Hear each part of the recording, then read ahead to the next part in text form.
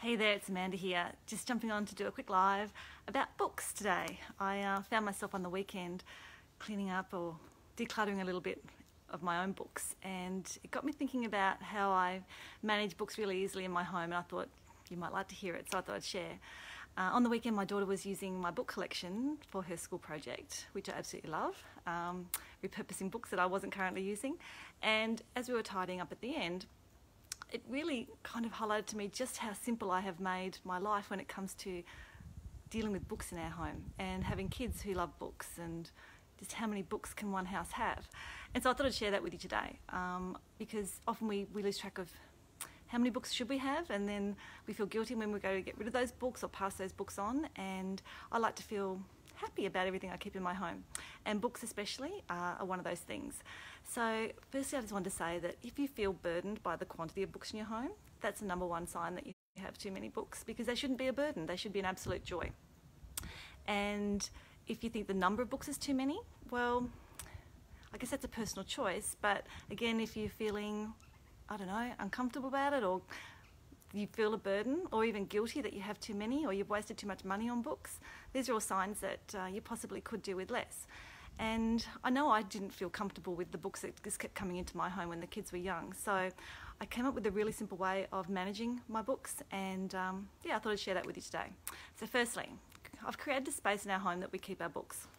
There are the books that we use as a family, and then books that we have for the individual children.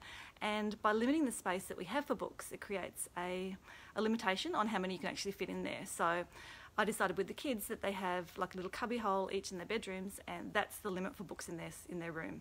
Because when you have an unlimited amount of space, like a really large bookshelf or a whole wall just dedicated to books, it just keeps growing and growing and growing, and the burden becomes bigger. So yeah, limiting the space is the first thing. And then what I also started to do was I realised that a lot of the books that my children were getting, they didn't particularly use that often.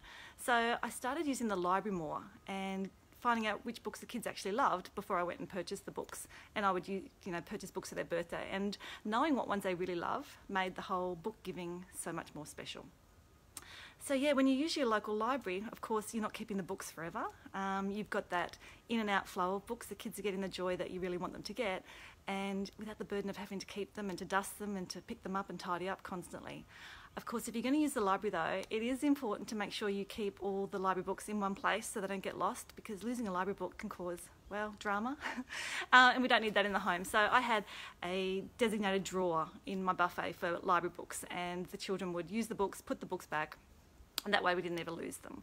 And I came up with that system when we actually did have one day where we couldn't find a library book, and there was so much panic. I thought, how do we do this better? So the drawer became our library drawer, and it made life a lot easier because the library books wouldn't get messed up with our personal books as well. And the great thing about libraries today is you can actually order library books online. And so you don't have to go to the library and then find out you don't even have the book there that you want. You can look at the catalogue online, order them, and pick them up at your own leisure. So yeah, they're my tips on how to maintain a good number of books that make you feel happy as opposed to overwhelmed. And look, when I went through my books on the weekend, I think I had like 30, ended up with 25. I got rid of 5 I didn't want anymore, I didn't need, and yeah, it felt really good. Actually, I've got a book here. This book I've had for like 26 years, and this is one of the books that I will never get rid of because I use it over and over again. It's a really good resource for me, and it's a keeper. Anyway, that are my thoughts on books today. I hope you enjoyed this video, and I'll see you next time. Bye.